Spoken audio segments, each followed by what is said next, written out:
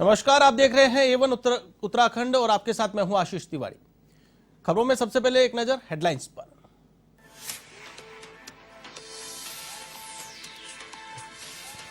मुख्यमंत्री पुष्कर सिंह धामी ने आपदा प्रभावितों का बढ़ाया बजट, घरेलू सामान और घर बनाने के लिए सहायता राशि बढ़ाई। अधिकारियों को दिए पीड़ितों को हर संभव मदद के निर्देश।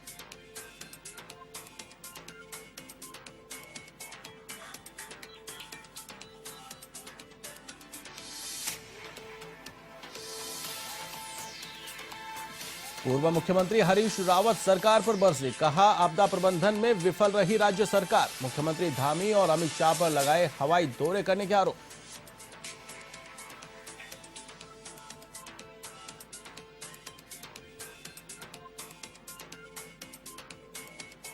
चार धाम के पुराने रास्तों का रोडमैप होगा तैयार। सीएम धामी ने रवाना किया 25 सदस्यों का दल। 60 दिनों में 1200 किलोमीटर के बंद पड़े रास्तों से यात्रा कर देंगे रिपोर्ट।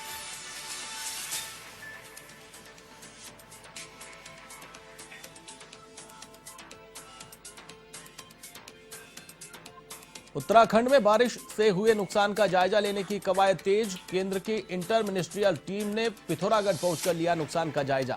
सड़क इमारतों पर हुए नुकसान का किया निरीक्षण।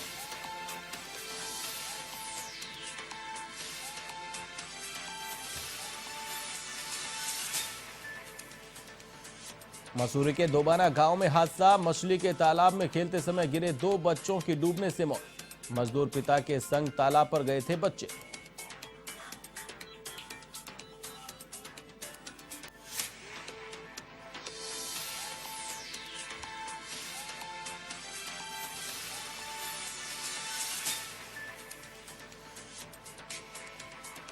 और अब खबरें विस्तार से।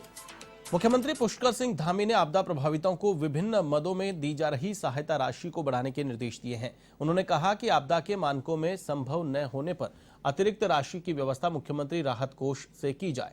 मुख्यमंत्री ने पुनर्निर्माण व राहत कार्यों की मॉनिटरिंग के लिए हाई पावर कमेटी बनाने के निर्देश भी दिए हैं। मुख्यमंत्री ने कहा कि आपदा प्रभावितों को यथासंभव सहायता दी जाए। सहायता राशि पाने में लोगों को अनावश्यक परेशानी का सामना न करना पड़े। जरूरतमंदों को हर संभव मदद सुनिश्चित की जाए।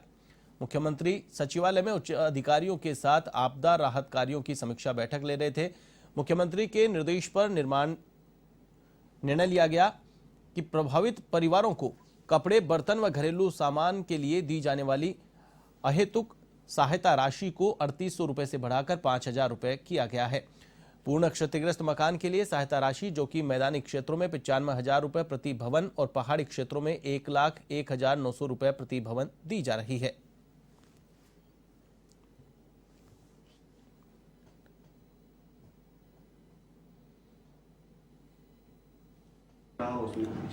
देखिए, आपदा को लेकर चूँकि हम पहले दिन से ही हम लोगों ने इस आपदा को बहुत गंभीरता से लिया और जब 16 तारीख को हमें जानकारी मिली, पूर्वानुमान लगे कि कल 17, 18 और 19 तारीख को 3 दिनों भारी वर्षा होने वाली है, अतिवृष्टि होने वाली है, तो मैं उस दिन अयोध्या में था और अयोध्या से ही मैंने सारे अधिकारियों से बात करी और प्रातःकाल चलकर मैं यहाँ पहुँचा।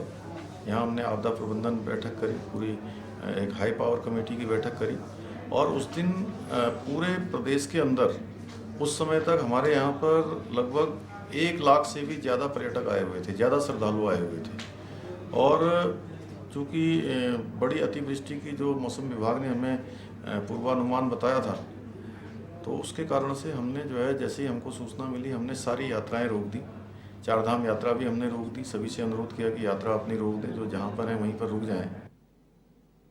उत्तराखंड टूरिज्म डेवलपमेंट बोर्ड और ट्रैक द हिमालयन के तहत 25 सदस्यों का एक दल चारधाम यात्रा के बंद पड़े पहाड़ी यात्रा मार्गों पर निकल गया। सीएम धामी ने अपने आवास से इस दल को हरी झंडी दिखाते हुए रवाना किया। यह दल 60 दिनों में करीब 1200 किलोमीटर का फासला तय करेगा और स्थानीय लोगों के लिए रोजगार के आयाम भी लाएगा। गौरतलब है कि 100 साल पहले चारधाम यात्रा के लिए श्रद्धालु इन्हीं पैदल मार्गों से यात्रा करते थे।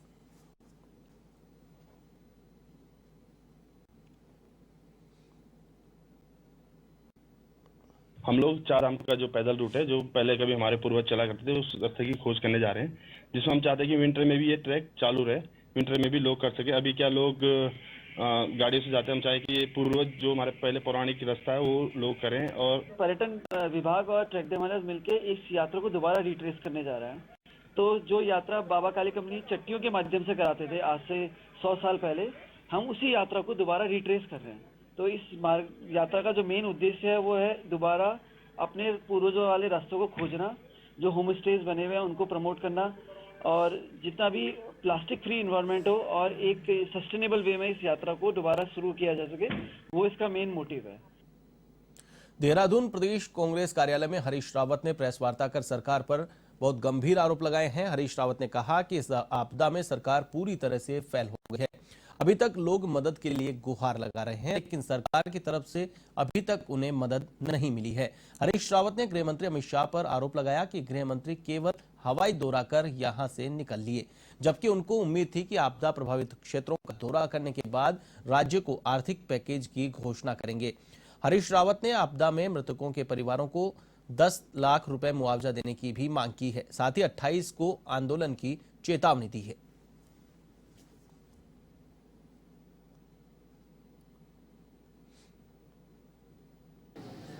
आपदा प्रबंधन में बुरी तरीके से फेल होती दिखाई दे रही।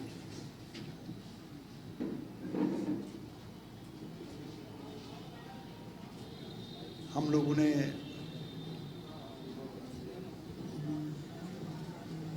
उधम सिंह नगर और नैनीताल में कि सरकार 27 तारीख को समाप्त होने वाले समय के अंदर तमाम जगहों पर, जिन जिन जगहों पर भीषण आपदा के बाद लोग पूरी तरह तहस नहस हो गए हैं, परिवार लोगों के तहस नहस हो गए हैं, घर तहस नहस हो गए हैं। वहीं इससे पहले पूर्व मुख्यमंत्री हरीश रावत और कांग्रेस प्रदेश अध्यक्ष गणेश गोदियाल हरिद्वार दौरे पर रहे, जहां दोनों नेताओं ने हरिद्वार के कनखल क्षेत्र में युवा कांग्रेस के रोड शो में हिस्सा लिया। वहीं हरीश रावत की मौजूदगी में कई युवाओं ने कांग्रेस पार्टी की सदस्यता ली। हरीश रावत ने कहा कि युवाओं में कांग्रेस को लेकर खासा उत्साह है, ये युवा ही प्रदेश का भविष्य है। इस मौके पर आपदा और राहत कार्यों पर हरीश रावत ने सरकार को विफल बताया।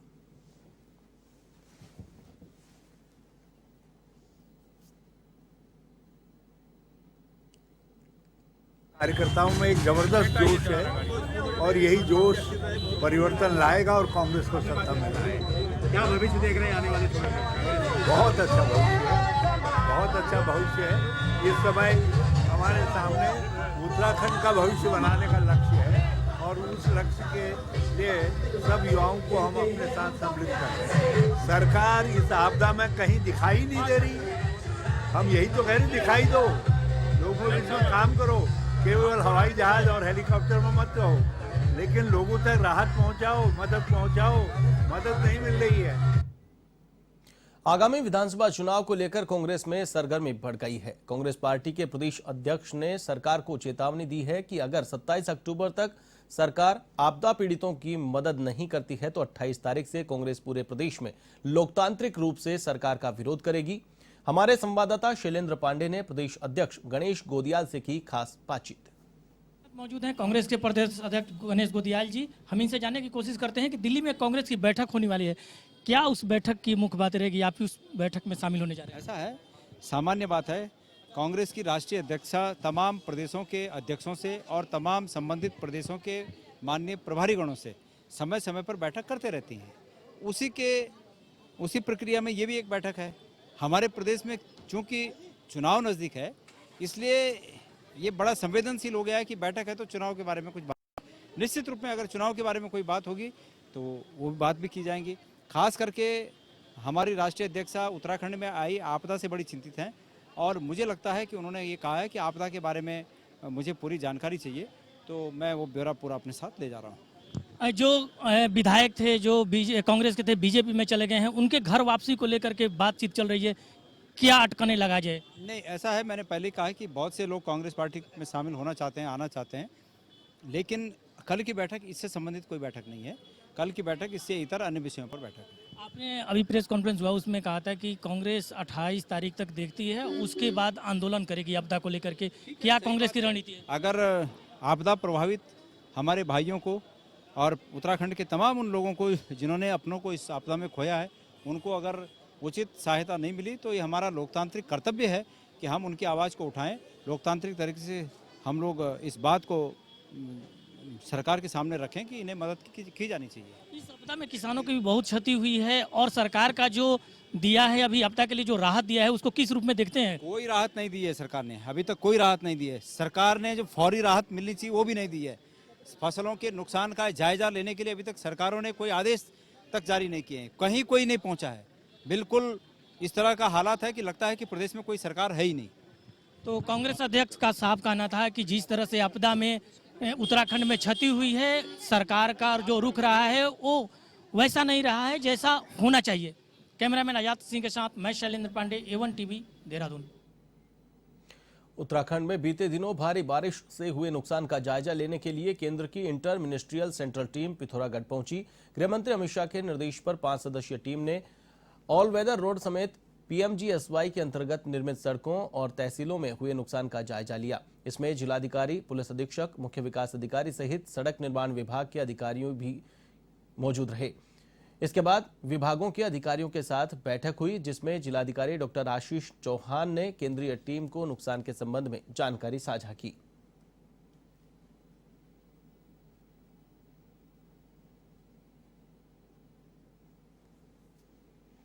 ऑनरेबल होम मिनिस्टर भारत सरकार की कल राजकोट दौरा किया है। उसके बाद सर की तरफ से एक डायरेक्शन ये था, जो इंटर मिनिस्टरियल एक हमारा सेंट्रल टीम है उसकी इमीडिएटली आज विजिट करवाने के लिए आपदा प्रभावित क्षेत्रों का। सो उसी के अनुसार एक टीम है, 6 मेंबर्स टीम है आ रखा है। और आज सुबह से हमारा चारधाम रोड है उसका डैमेजेस वगैरह दिखाया है। अभी पिथौरागढ़ आ रखे हैं। पिथौरागढ़ में भी दारचूला वहाँ का इश्यूज है और डैमेज्ड रोड्स है, उसका भी अभी फील्ड इंस्पेक्शन करेंगे। फिर इसके बाद कल नैनीताल और उधम सिंह नगर जाने के लिए।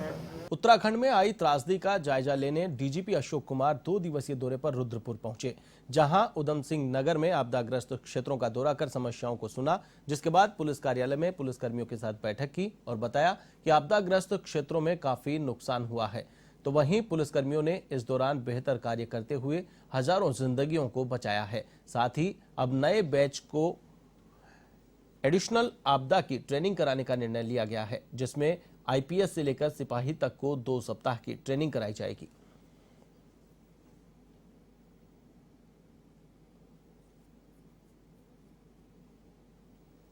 जो हमें एडवांस नोटिस मिला 24 घंटे का, उसका बहुत बड़ा फायदा हमको मिला। हमने पुलिस को सब जगह अलर्ट भेज दिया, लोगों में सब जगह जागरूकता फैलाई कि ऐसी आपदा संभावित है, रेड अलर्ट है, कृपया करके अभी चारधाम ना आए, कृपया करके अभी नैनीताल अरोड़ा रानीखेत ना आए। तो उसका असर ये हुआ कि हमने बहुत से लोगों को ऊपर चढ़ने से रोका, जो आंकड़ा हमारा 65,000 है। और दूसरा, जो लोग फंसे हुए थे उस पर हमारी टीमें समय से पहुंच गई, हर जगह पे हमने टीमों को पहुंचा दिया रातों रात, तो जिससे कि हमें इवैक्यूएशन आसानी से हो सका। जो फंस गए तो उनको टाइम से निकाल दिया गया। जैसे कि शारदा बैराज है, उसका जल स्तर जो ही खतरे के ऊपर गया, हमने 3,000 लोगों को इवैक्यूएट कराया वहाँ से, नहीं तो वो कैजुअलिटी हो सकती थी।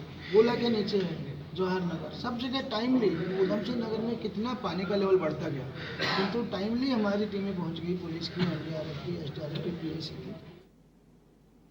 भाजपुर के किसान नेता जगतार सिंह बाजवा ने प्रेस वार्ता की। इस दौरान उन्होंने संयुक्त मोर्चा के आह्वान पर लखीमपुर खीरी की घटना को लेकर जिला मुख्यालय में धरना प्रदर्शन करने की बात कही। किसान नेता जगतार सिंह बाजवा ने कहा कि लखीमपुर खीरी में किसानों और पत्रकारों की हत्या के मामले में अभी तक उत्तर प्रदेश सरकार ने राज्य मंत्री को बर्खास्त नहीं किया है, जिसके विरोध में किसान आंदोलन के 11 माह पूरे होने पर जिला मुख्यालय पर धरना प्रदर्शन किया जाएगा।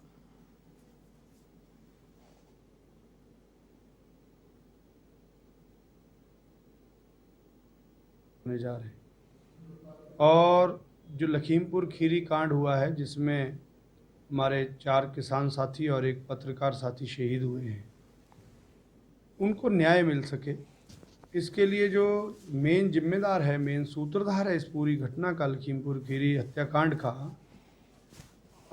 अजय मिश्रा टेनी, जो गृह राज्य मंत्री हैं, उनकी गिरफ्तारी होनी चाहिए और उनको बर्खास्त किया जाना चाहिए। ये मांग भारत सरकार से लगातार की।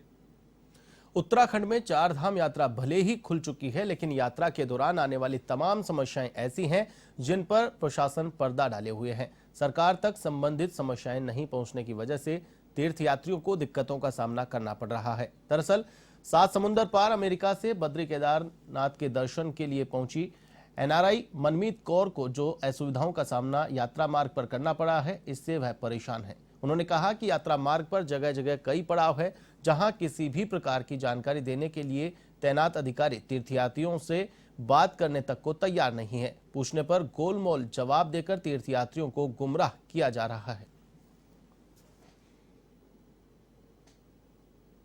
कभी ऐसी दिक्कतें तो हुई नहीं है, बट फर्स्ट टाइम ये फेस किया तो मन खराब था। तो 20 तारीख को फिर मैं वापस ऋषिकेश लौटी और वेट कर रही थी।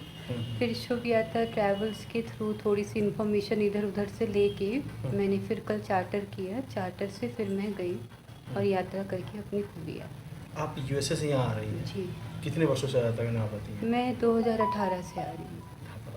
आप यहाँ से जो आपने यात्रा की है पहले, जो आप, क्योंकि आप लोगों का शेड्यूल होता है जी, कब कितने दिन पहले बुक करा गया था? 6 महीने 7 महीने पहले बुकिंग्स हो जाती हैं। यूएसए से भी बुकिंग्स करनी पड़ती हैं। वहाँ की भी सब कुछ बहुत ऑर्गेनाइज वे में करना पड़ता है। मसूरी के दोबाना गांव पर बने मछली के तालाब में डूबने से 2 बच्चों की मौत हो गई, जिसकी सूचना स्थानीय लोगों द्वारा पुलिस को दी गई। सूचना मिलते ही पुलिस मौके पर पहुंची, जहां बच्चों को रेस्क्यू कर तालाब से बाहर निकालकर हॉस्पिटल में भर्ती करवाया गया, जहां चिकित्सकों ने दोनों को मृत घोषित कर दिया। वहीं सीओ नरेंद्र पंत ने कहा कि यह एक बड़ी लापरवाही है, इसकी जांच कर दोषियों के खिलाफ कार्रवाई की जाएगी। जानकारी के अनुसार बच्चों के पिता तालाब के पास स्थित फार्म हाउस में नौकरी करते हैं। सोमवार को वह काम पर गए थे। उनके साथ उनके 5 साल और 3.5 साल के दोनों बेटे भी चले गए। दोनों वहां खेल रहे थे कि अचानक पैर फिसलने से वे तालाब में गिर गए। आनन फानन में बच्चों को ग्रामीणों की मदद से बाहर निकालकर अस्पताल पहुंचाया गया, लेकिन वहां चिकित्सकों ने दोनों को मृत घोषित कर दिया।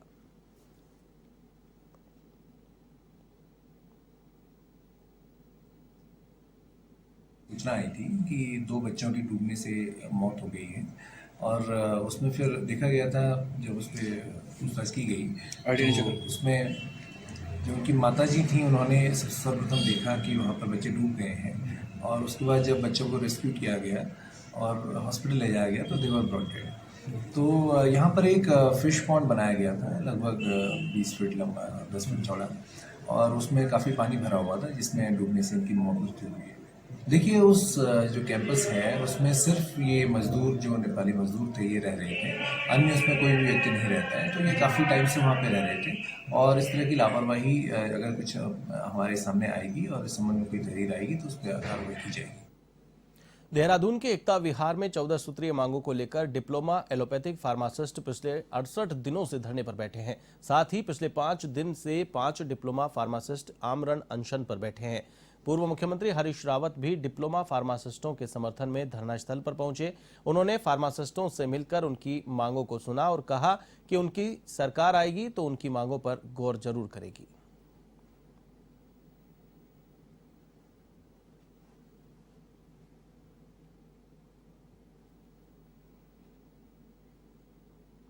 उत्तराखंड के काशीपुर में डेंगू के बढ़ते प्रकोप को लेकर डेवलपमेंट फोरम, IMA और मेयर के संयुक्त निर्देशन में मीटिंग का आयोजन किया गया, जिसमें डेंगू के बढ़ते प्रकोप को लेकर चर्चा की गई। इस दौरान बताया गया कि शहर को स्वच्छ रखने में नगर निगम फॉगिंग कराने में अहम भूमिका निभा रहा है। साथ ही लोगों को अपने आसपास कचरा एकत्रित न करने की भी सलाह दी गई है।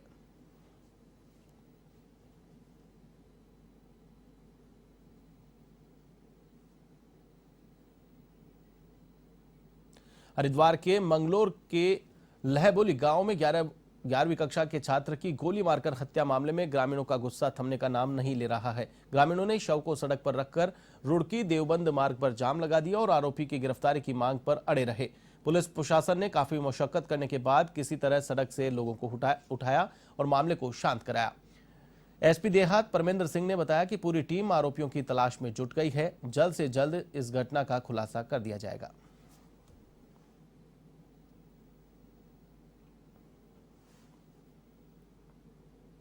एवन उत्तराखंड में फिलहाल के लिए बस इतना ही। मुझे दीजिए इजाजत। देश और दुनिया की तमाम खबरों के लिए आप देखते रहिए A1 TV। नमस्कार।